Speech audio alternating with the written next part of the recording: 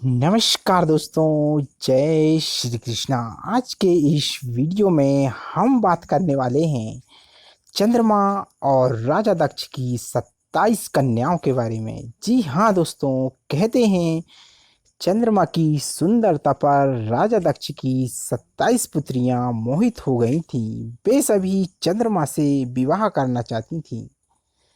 दक्ष ने समझाया, सगी बहनों का एक ही पति होने से दाम्पत्य जीवन बाधा आएगी, लेकिन चंद्रमा के प्रेम में पागल दक्ष पुत्रियां जिद पर अड़ी रहीं। कहते हैं दोस्तों, अश्विनी सबसे बड़ी थी। उसने कहा कि पिताजी, हम आपस में मेल जोल से मित्रवत रहेंगे, आपको शिकायत नहीं मिलेगी। दक्ष ने 27 कन्याओं का विवाह चंद्रमा से कर दिया। कहते हैं विवाह से चंद्रमा और उसकी पत्नियां दोनों बहुत प्रसन्न थे, लेकिन वे खुशी ज्यादा दिनों तक नहीं रही।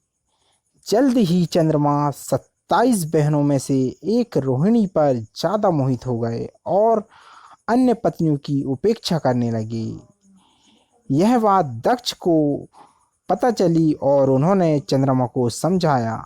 कुछ दिनों तक तो चंद्रमा ठीक रहे, लेकिन जल्द ही वापस रोहिणी पर उनकी आसक्ति पहले से भी ज्यादा तेज हो गई।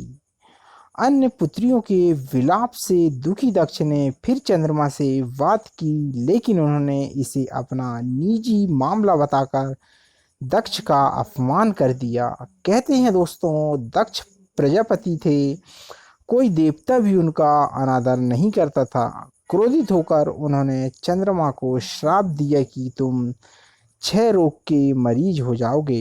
कहते हैं दक्ष के श्राप से चंद्रमा 6 रोग से ग्रस्त होकर धूमिल हो गया। उसकी चमक समाप्त हो गई और पृथ्वी की गति बिगड़ने लगी। कहते हैं दोस्तों, ब्रह्मा दक्ष के पिता थे, लेकिन दक्ष के श्राप को समाप्त कर पाना उनके वश में नहीं था। उन्होंने देवताओं को शिव जी की शरण में जाने का सुझाव दिया। ब्रह्मा ने कहा, चंद्रदेव भगवान शिव को तप से प्रसन्न करें और दक्ष पर उनके अलावा किसी का वश नहीं चल सकता। ब्रह्मा की सलाह पर चंद्रमा ने शिवलिंग बनाकर घोर तप आरंभ किया और महादेव प्रसन्न हुए और चंद्रमा से वरदान मांगने को कहा। कहते हैं चंद्रमा ने शिव जी से अपने सभी पापों के लिए क्षमा मांगते हुए 6 रोग से मुक्ति का वरदान मांगा। भगवान शिव ने कहा कि तुम्हें जिसने श्राप दिया है वह कोई साधारण व्यक्ति नहीं है, उसके श्राप को समाप्त करना संभव नहीं, फिर भी मैं तुम्हारे लिए कुछ ना कुछ जरूर करूँगा।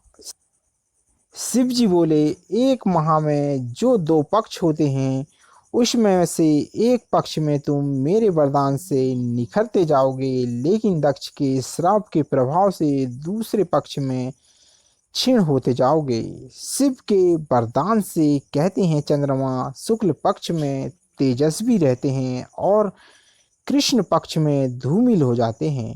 चंद्रमा की स्तुति से महादेव जिस स्थान पर निराकार से साकार हो गए थे, उस स्थान की देवों ने पूजा की और वह स्थान सोमनाथ के नाम से विख्यात हुआ। चंद्रमा की वे 27 पत्नियां ही 27 विभिन्न नक्षत्र हैं। दोस्तों, यह कथा को और विस्तार से यदि आप जानना चाहते हैं तो यह कथा शिव पुराण में विस्तार पूर्वक दी गई है। इसी के साथ दोस्तों, हम इस वीडियो से लेते हैं विदा। वीडियो अच्छा लगा हो तो प्लीज़ कमेंट्स लाइक ज़रूर कीजिएगा। जय महादेव।